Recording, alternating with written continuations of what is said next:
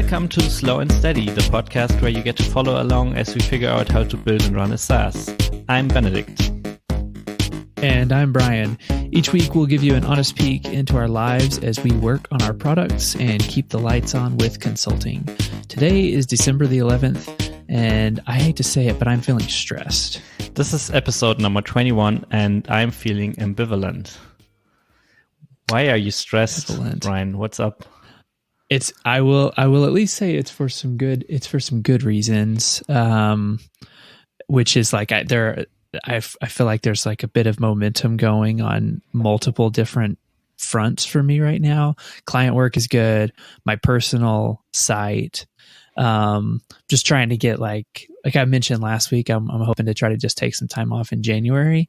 And so that means I kind of just want to get a bunch of, lead gen stuff and content marketing things just like set up for automation and just getting some improvements in place. And I kind of had a flurry of creative activity on that. Whereas, it's felt stagnant before. And so I'm really excited to be working on it. And then of course, like Project Headlamp stuff is going well. Seeing some traction there. And so, so that is what has me feeling a little bit stressed, which is like there are all things I want to work on. A positive kind of stress. Yeah. Okay, then it's not too bad. Exactly. I'll characterize it this way. It feels like there are three things that I want to be working on because the client work that I'm doing, I really enjoy. I like this particular project.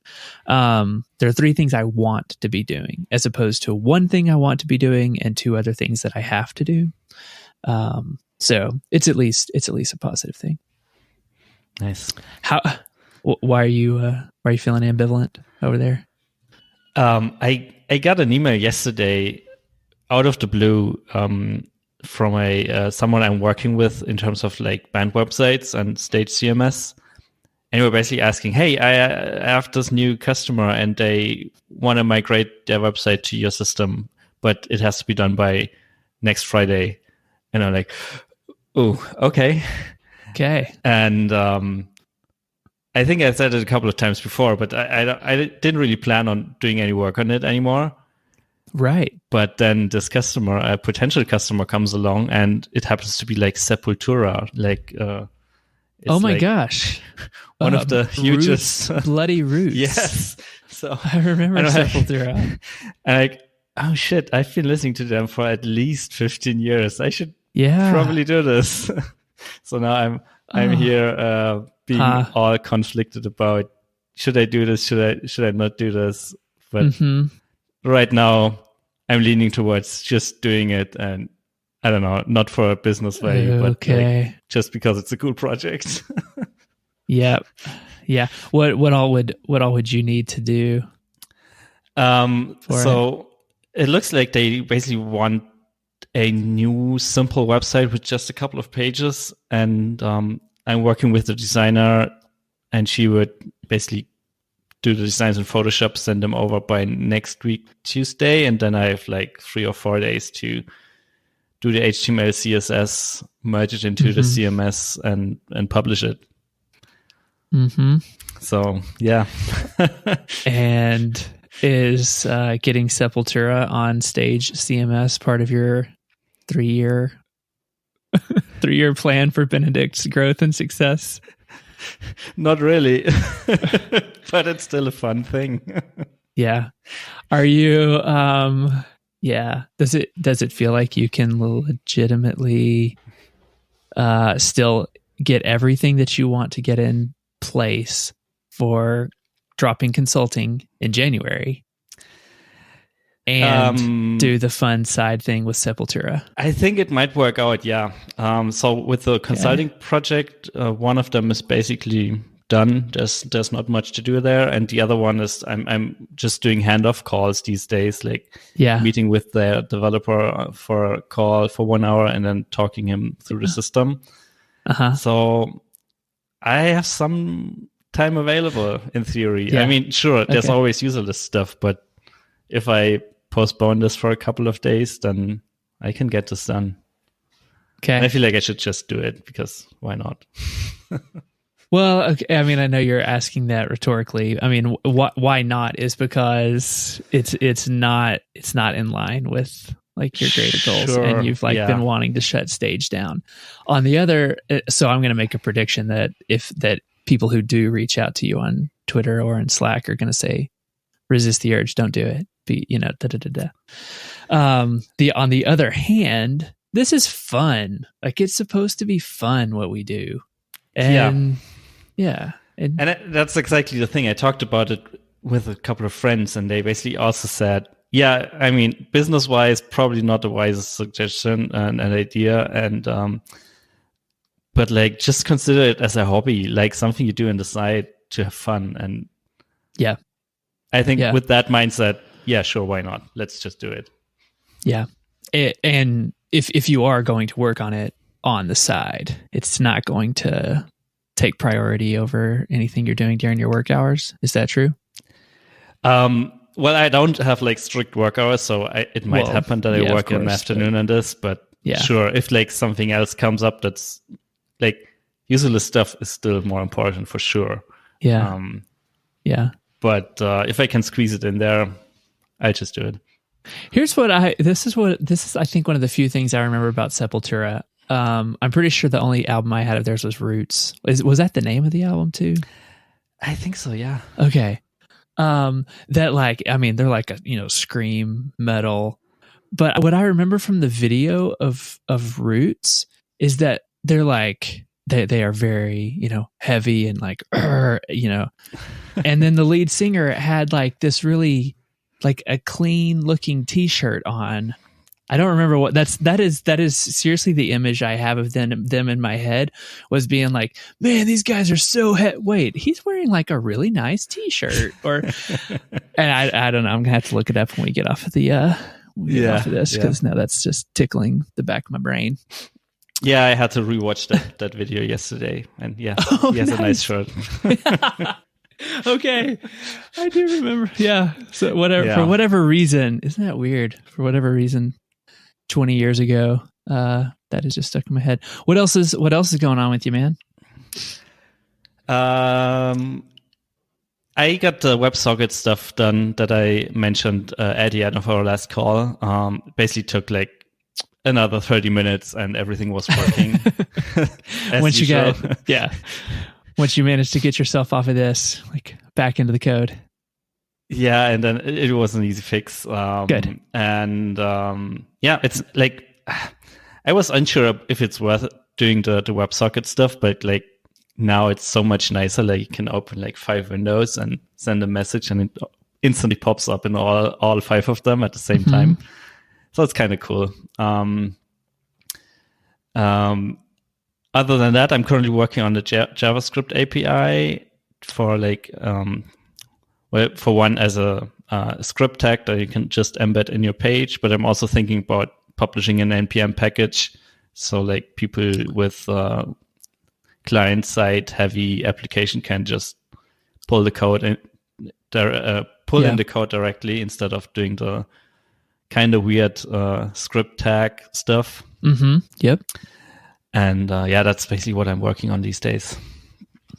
Very nice. What's the so you want to get do you want to get that shipped before you release in-app messaging to all of your clients, like that documentation piece of it, or what's the plan? I feel like the JavaScript stuff is a requirement for the in-app messages, because that piece of code is basically the thing that pulls and injects the iframe into the website and stuff like that. Okay. So I have to at least ship that before we are able to ship the in-app messages. Okay. There's no like more manual way that a handful of your friends, clients type could do it? Probably not. Okay, yeah. Cool. But I have it working somewhat. I just need to clean up the API and package it into an NPM package and figure out how to do the script inject thing, and then it should be done. Yeah. Are y'all talking about like a marketing rollout to announce the feature, or what's the rest of the? We've been talking about you getting it built and delivered, but what's the rest of the conversation like with Jane? Yeah, how are y'all thinking through all that? Like once we have it done and tested and basically ready to roll out for everyone, I guess we'll just silently roll it out and not tell anyone. Okay. And I guess we're going to do another product hunt launch with this because it's like a major feature and a good opportunity to post a product hunt again and like make a big splash, or at least try to make a big splash. Yeah, at least another splash. So silently roll it out so that you can monitor it and just make sure that everything is cool, see who's using it and how. And yeah, like I think the first step will be so what we're doing next week is we're starting to do calls with people and showing them our prototype and collecting feedback, incorporating whatever they say about it. Like, do they like the way it works right now? Do they have something totally different in mind, and we need to radically change the interface or something like that? Yeah. And once that is done, I think we'll roll it out to a couple of early access customers, like people we know, and we know that they will be able to easily integrate it and provide feedback. Roll it out to them, and once that works well enough, then just like remove the feature flag from the application. Cool. Roll it out to everyone, and then I guess mention it on the mailing list and do a big splash. Okay. All right. Good luck. Yeah. Feeling good? Still, it's starting to feel good. But like the Websocket stuff, it's like it's entirely new to me. I never used it in production before, so I'm insanely scared about that part because like, I don't know how to scale this. Like I don't know how this will behave like once there are 1,000 people connected and stuff like that. So I guess we'll roll it out gradually and slowly just to be able to learn. Yeah. Well, keep us posted here. Anything else? Yeah, definitely. We had a spam related incident last week as well, like on top of all things. And it was like one of the weird things where one thing leads to another thing and you only realize after the fact.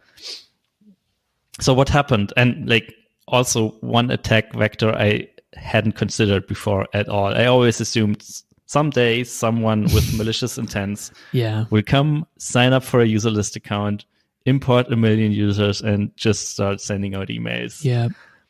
But that wasn't what happened. Instead, someone signed up to one of our customers' applications, like created 500 accounts there, used proper email addresses, like from real people, and set their first name to some long text in Russian. I think it was Russian, and a link to potentially some malware to download or something like that. Basically set their name to this, rely on the fact that the application then uses user lists to send out onboarding emails that have like, hello, whatever. Right. Their insanely long first name with the link in it. And then that got sent out. Of course, like the receiving mail servers were like, no way, not going to deliver that. So they started blacklisting us. And what I didn't realize at that point, or hadn't realized before that point, was recently our email provider upgraded us to a higher plan because they were increasing prices and basically shutting off the lower tier plan. And one of the features on the higher plan was, hey, you get a dedicated IP address for sending. Before that, we had like the shared pool that they were sharing with all their customers, or at least certain parts. Okay. And with the upgrade, this is going. They assigned us that single IP, and the way it works, like all our emails got sent via that single server. Yep.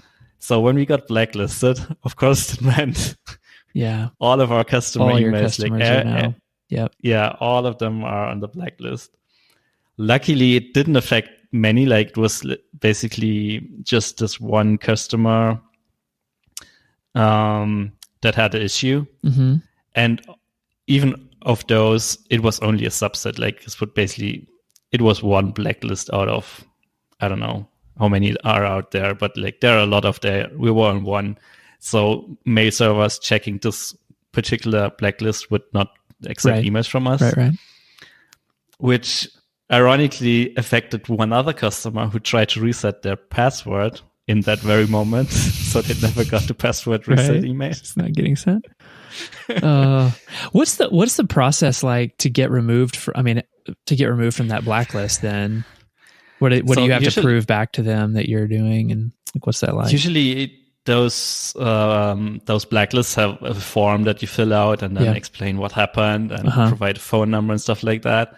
We didn't do it this time because our solution was basically to get rid of the dedicated IP address. Okay. And go back into the shared pool because with the plan we're on with the email provider right now, we can use either the shared pool, like with where the IP addresses are shared with everyone and they manage them, or the dedicated IP address, but then we have to manage it ourselves and make sure it's not on blacklists and stuff like that. Unless we buy a premium support package, which we didn't feel like doing right now. Not ready to yet. Yeah. It definitely feels though like at some point. I mean, email delivery is just such a complicated and specialized beast all of its own. Like at some point, it's gonna. I think at some point want somebody to own that. We are probably going to own that ourselves. That's true. But like for now, like for this to work, we'd probably have to add at least 5 more IP addresses. And of course they charge for that. And then we have to monitor all 5 of them. And then when they get blacklisted, we have to make sure we get removed and stuff like that. And like at this very moment, it didn't feel like a good time and money investment to do this. Instead, we just like went back to the shared email pool, like IP pool, where they manage all of that. And we are potentially sending from the same IPs as people who are having bad intents. But at least like our email provider is kind of incentivized to make sure that this doesn't affect everyone. I mean, there's a risk on both sides, and it's just a different calculus. Exactly. And right now it felt like wiser to let them handle that stuff for us instead of trying to do it on our own. Well, that's a big that one. was my fun week last week. Is it I mean, pretty much like water under the bridge, it's all gone and done now, or are there still some things that you're thinking about and monitoring, or does it feel solved? So that particular issue is solved by just like not using that blocked IP anymore. So that was pretty easy. But yeah, I mean, sure, it got me thinking about what can we do to prevent something like this in the future. And I don't have a good solution yet, but I think it will involve something like implementing some checks on either the outgoing emails, but I feel like that's already too late. I think what we really want to do is like figure out if a user that is sent to us is somewhat malicious or fake or whatever, and try to detect them early and then just stop sending to these accounts in the first place. Right. But how to do that, I'm not entirely sure. Okay. Keep us posted. Yeah, it will be an ongoing project, I guess. Yeah, what's up with you? What else do you have to share? Well, so I was kind of mentioning, earlier, it was a kind of a classic week for what I'm juggling and balancing, which is good client work. Incredibly grateful to have client work. Never want to sound like I'm complaining about that, but it does take up my time. Doing some work on my consulting site. But in terms of what people here are probably most interested in, I had somebody email me to say that they were interested in trialing Headlamp. And so sent them an email, just basically kind of laying out, during the invite only period, I'm only going to offer annual plans for your number of seats at $7 a seat. Here's the $33.60 US for an annual plan. Let me know if you're interested. And so I think I sent that. It's been several days now. I sent a follow-up email this morning, actually, before this call, and so haven't heard anything back. But I'm not gonna live or die on that response. Like, that's one out of one down, 49 to go. Basically. So that's one good thing that consulting has taught me, is you just cannot live and die on every proposal or every email. So, so that's where that is. I'm pretty, I don't know, feeling pretty good about that. Had a separate conversation with somebody in a different group that I'm a part of. Works at a 12-person remote company. I was like, this actually looks pretty interesting. So sent them the same message, and we'll see. Is this a discounted price, or? I realized after I sent it that no, I didn't. I was just like, $7 times your number of seats times 12, and for an annual plan, it should probably have been times 10.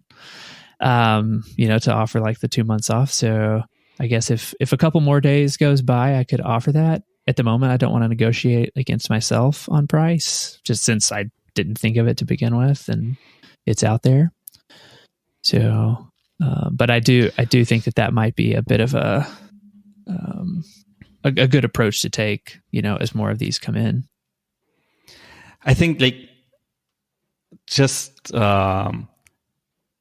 selling it with a discount, like mentioning, hey, you get this as a special price because you're an early customer, probably helps with selling it. Okay. Even if your solution is to just raise the price to $9 when you launch. Yeah. I want to think. I would want to think through that. I think I'm not as interested in saying, it's going to be 9 per seat when it launches. You get it at 7. Not as interested in that as just experimenting with pricing, kind of all over the place. That's valid as well. Yeah. Yeah, I do see what you're saying. I think the main thing is to offer the 2 months free. If I'm, saying I'm only going to offer annual plans. Well, the eventual annual plan is definitely going to have some, discount in it. Yeah. So that makes complete sense. I mean, if you still have 50 more people interested in this, then you have plenty of opportunity to experiment with different offerings. Yeah. So related to that, what's pretty cool is there's a podcast called 21st Century Work Life. There's a company called Shield Geo. They do all the taxes and benefits and things for remote companies. And so those folks are pairing up on, they're going to do a 6 or 7 episode podcast series about remote work and loneliness, and asked if I would want to be a guest on that series. And I obviously said yes. So that'll be a really great, I think I'm pretty hopeful that'll be a good venue. Number one, just to talk about this topic that I'm, pretty passionate about. The other will be to, send pretty qualified leads over to projectheadlamp.com, and hopefully, generate some more interest and get some people reaching out. And so that's going to happen, I think, in mid-January. I need to go back and look at the email, but I think sometime in January. So I'm very excited about that. It feels like good. Perfect. Yeah. Sounds like a perfect opportunity. It is a podcast. You have some experience with podcasts, I guess. A little bit now. Yeah. That just could not be any better. I couldn't believe what I was reading. You're doing an entire series on this topic, and you would like me to come talk about it? Yeah, for sure. So I'm really excited. Do you think it might be worth asking them about a sponsorship opportunity or something like that? I mean, not sure what that would cost, but how cool would it be if you'd be Project Headlamp would be mentioned in every single episode at some point. That is, I think it would be cool. All right, that's a really good point. I'm going to ask them. I will ask them about that. I have no idea. You guys get a free account, and in return, you just mention it every episode or something like that. I don't know if they take you up on that, but who knows? But you're right. It's worth following up on and asking. So speaking of remote work and podcasts, for Bright and Early, I'm working on like a little, I don't know what it's going to end up being, 6 to 10 episodes, maybe mini series about remote work. And I've got CEO of Buffer, CEO of Barometrics, Marie at Use FYI. She's like co-founder with Height and Shaw on that. Josh Ho, Referral Rock. I've like been talking to him on Twitter a bunch, but we never actually met or spoken in person. So they're just it feels like there's a bunch of momentum in a lot of good areas that I feel like. It's challenging to find the time for each of them to keep the momentum going, but it's good. It feels good. Yeah, I totally believe that. Like once you get going and things start to happen, it's insanely motivating. Mm-hmm. And you should at least do the sponsorship thing on your own podcast, and at least mention it once per episode for this one. Yes, that's totally true. Did you ever mention it? Like, I think. I have not. I haven't talked about Headlamp on Bright and Early at all. I think you alluded to it a little bit. Like I'm working on this new side project, but you never mentioned the name nor what it's about. Yeah, not that it's launched. That's you're missing out. Like you should do this. Now you're right. Now that it's out there, like there's somewhere to send people to. There's something to look at. Yeah, you're right. It's time to start mentioning it over there. I've been pretty, hesitant to start pointing people to something when it's just like an idea, and now it's starting to come together. So, yeah, I think it's the perfect time to start sending traffic there. Mm-hmm. I mean, of course, without a website, it's kind of hard. But now that there's something, there's a mailing list. So, you should definitely use that opportunity. Yeah, cool. The I wanted to say from last week, our show, it was whatever it was, the title, we need to get more sleep or something. And so at the end, I walk upstairs from my home office and my wife comes in and she's like, so I just finished Slow and Steady. I was like, oh yeah. And she goes, it's so funny. She's giving me a hard time. She's like, I saw the episode title and, you two are these, bootstrappers and working full time on the side, and your episode's all about needing more sleep. So thought it was going to be about balancing the struggles and, 80-hour weeks and holding off on that and da-da-da-da. And she's like, and then you were talking about how you had to spend time with your family over Thanksgiving and watching Netflix. I guess you could just tell that we were very tired and didn't feel motivated to think about stuff. She was very quick to say, I don't mean to give you a hard time. I think self-care is important. It's just that y'all weren't getting the sleep that you need for completely different reasons than she was expecting. Yeah, it was really funny. It was good. So, but honestly, this whatever. Done talking about how I do feel like this week I'm not getting enough sleep for those actual reasons, though. Balancing a bunch of different things pulling me in all sorts of directions. One really cool thing, I've mentioned my mastermind group here for a while. I mean, this podcast is what inspired me to start this mastermind group with two of my friends, and so one of the guys in it is Richard. I've mentioned him a bunch. He's like a developer. The other guy that's in the mastermind group, his name is Travis, and he is just a really brilliant storyteller. He is a fantastic marketer, and so it's cool to kind of have his input. I'm going to link to this in the show notes because the project that he's been talking to us about over the past, month or two, I want to say, it's about him and his family trying to save this caboose in Louisville, Colorado. And they were on the news recently, and like they're getting some cool press, and it's just a really, really fun story and a great example of, I think, good storytelling and marketing. And it has just felt, that's just been another, it's just been a fun thing to kind of watch it happen. Watch somebody, he mentioned it to us like a month and a half or 2 months ago. I was like, hey, I noticed that they're going to demolish this caboose, and I thought I would save it. And so that's what I'm going to be talking about on our weekly mastermind calls. And Richard and I are like, okay, cool. Train, caboose, cool, whatever. And now a couple months later, and he's like on the Denver news for it. So it was really fun. Cool. So we'll link to that. I just wanted to share that. It's really fun. So, did I get that right? Was that Richard, the Rails developer, who's doing that? Or? No. Richard, yeah. So Richard's the Rails developer. Travis joined in and was like, all right, I'm wanting to kick off like a marketing consultancy. And Richard and I are like, we can talk to you all about consulting. And then a little while later, he's like, hey, so there's this train I'm thinking of saving. Like, all right, how can we help? And that's a cool story. It is. It's really cool. People should definitely check out SaveTheLouisvilleCaboose.com to see what he's up to. It's really, really fun. I think I didn't put this in our show note or put this in our outline, Benedikt, but the people want more German. They want to hear more German from you. No, you're getting this wrong. They want more German from you.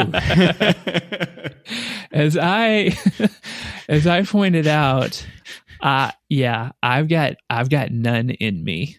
The best. I was joking about this with somebody. The best I could do is to try to the lyrics from one of Tool's songs. It's like a parody song that has German words in it, and that's the best I could do. Are you familiar? You know what? Hang on. Let's do this. Let's give the people what they want. Okay. Here is. Okay. Are you familiar with this? Eier von Satan from Tool's album? No, I'm not. Okay. It's a joke. Okay, because like the song itself, it's it's like really like industrial and. But it's just really like reading the lyrics to, I think, like a recipe. Okay, so I'm going to read some things. I'm going to do my best here, and you're going to tell the audience what it is I have said. Auf ein gefettetes Backblech legen und bei 200 Grad für 15 Minuten backen und keine Eier. How did I do? Yeah. It didn't sound like German, but I understood what you were saying. Yeah. So now the challenge for me will be to translate this. Yeah, roughly what did I say there? So it's definitely a recipe, and you basically said that you have to put whatever you're doing on a baking pan and put it in the oven with at 200 degrees for 15 minutes. Okay. Und keine Eier. And don't add eggs. And no eggs. No eggs. All right. Are you a Tool fan at all? Were you ever into them? No, not really. Okay. But to be honest, I never really checked them out. Yeah. Maybe I should. Yeah. I'll definitely listen to this particular song afterwards. Get a kick out of it. Hey, I booked I'm narrowing down my Airbnb options for MicroConf, or hotel and stuff. What's your status on MicroConf? I still have to book my flight and the hotel, but are you for sure going? Okay. Unless something weird happens, I'm definitely going. Yeah. Mm-hmm. Sweet. That'll be cool. We'll record one of these in person. Yeah, definitely. Looking forward to that. Well, anything else that we need to talk about here? One thing, I realized next week's episode is probably the last one for this year. That's true. Yeah, I doubt we'll record one on the morning of the 25th. Yeah, I doubt that. And like the morning of the 1st, yeah, also unlikely. Also not happening. Okay. So should we just take 2 weeks off, or do we want something? Yeah, do you no, want let's to prepare something. Or? We'll take 2 weeks off. Let's like next week, maybe we can do some kind of review of the year or review of of our progress or something, and talk about some goals for next year. Or just some objectives, and let's think about that. I think that's a good idea. Cool. Let's do that. All right. And then we won't record the 25th or the 1st, and then we'll pick it back up on the 8th of January. Yeah, I think that sounds like a good plan. Okay. Right on. Perfect. Well, last week's episode, we recorded it so quick, we forgot to even mention show notes. We were just like, all right, get back to coding, Benedikt, later. So you can find show notes at slowandsteadypodcast.com or follow us on Twitter at slowsteadypod. And yeah, talk to you next week. All right, later.